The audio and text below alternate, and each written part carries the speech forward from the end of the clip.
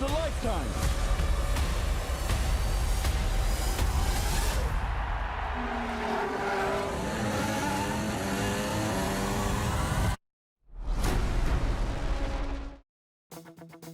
포뮬러1 레이싱을 다룬 조셉 코신스키 감독의 신작 F1 더 무비가 6월 25일에 개봉했습니다. 브래드 피트가 제작과 주연을 맡고 실제 F1 드라이버들이 자문을 맡거나 직접 출연했다고 해서 많은 화제가 되었는데 과연 어땠는지 후기 바로 시작해보겠습니다.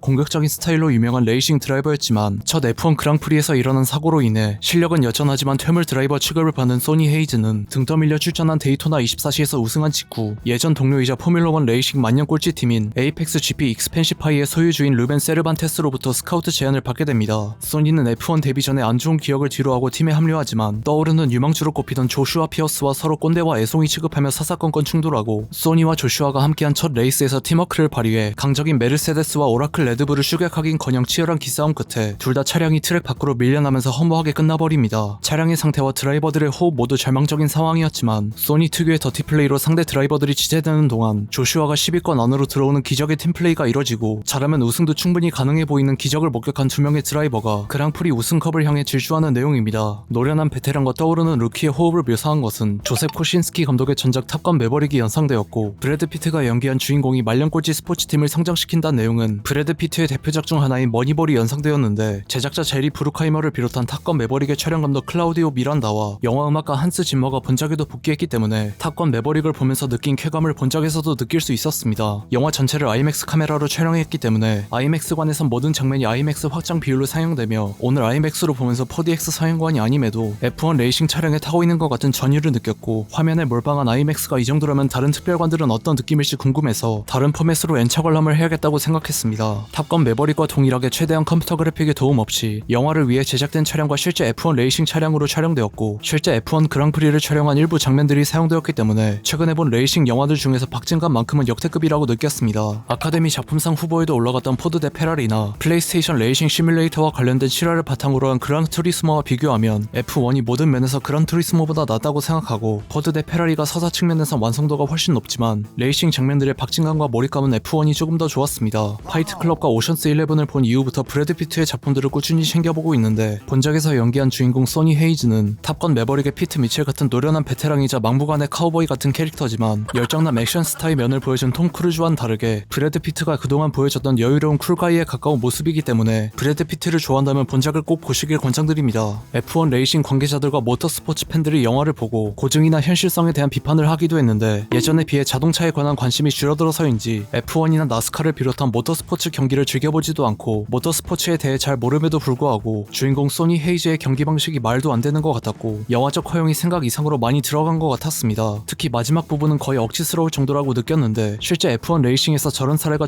전무후무하겠지만 혹시라도 그런 사례를 알고 있는 모터스포츠 팬이 계신다면 댓글 남겨주시면 감사하겠습니다. 러닝타임이 2시간 35분으로 생각 이상으로 긴데 레이싱 장면들의 몰입감이 매우 높기 때문에 체감상 그렇게 길다고 느끼진 못했지만 레이싱 장면들을 몰입하지 못한다면 지나치게 길고 지루한 영화가 될 수도 있다고 생각합니다. 블랙핑크의 멤버 로제가 참여한 곡인 메시가 저번 달에 싱글로 발매되었는데 영화 본편에선 생각보다 짧게 나왔다는 점이 아쉽긴 했지만 레드 제플린과 퀸 같은 유명 밴드의 곡들도 나오기 때문에 사운드 트랙의 선곡 센스도 상당히 좋은 편입니다. F1은 조셉 코신스키 감독의 전작 탑건 매버릭과 비교하면 개연성 측면에서 아쉬운 부분들이 있었지만 탑건 매버릭이 실제 전투기에 탑승한 것 같은 쾌감을 줬던 것처럼 실제 레이싱 차량을 타고 있는 것 같은 생생한 느낌이 드는 레이싱 장면들이 매우 훌륭했고 포드 대 페라리 이후 가장 훌륭한 레이싱 영화라고 생각합니다. 영화 전체가 IMAX 확장 비율로 사용되기 때문에 IMAX 요금이 아깝지 않았지만 사운드와 박진감이 매우 훌륭해서 돌비 시네마나 4DX로 봐도 좋을 것 같으며 개인의 취향에 따라 특별관 포맷을 결정하시면 될 것 같습니다. 또한 처음부터 끝까지 멋있는 쿨가이로 나오는 브래드 피트의 매력이 두드러지는 영화이기도 해서 브래드 피트의 팬이라면 꼭 보시길 권장드립니다. 브래드 피트가 아카데미 나무조연상을 수상한 쿠엔틴 타란티노 감독의 원스 어폰 어 타임 인 할리우드의 스피노프 작품 클리프 부스의 모험이 조만간 촬영에 들어갈 예정인데 쿠엔틴 타란티노 감독이 각본을 쓰고 세븐과 파이트 클럽 등의 영화들로 브래드 피트와 호흡을 맞췄던 데이비드 핀처 감독이 연출을 맡았다고 해서 매우 기다려집니다. 여러분들은 F1 더 무비를 어떻게 보셨는지 댓글 남겨주시면 감사하겠습니다. 이상 시청해주셔서 감사합니다.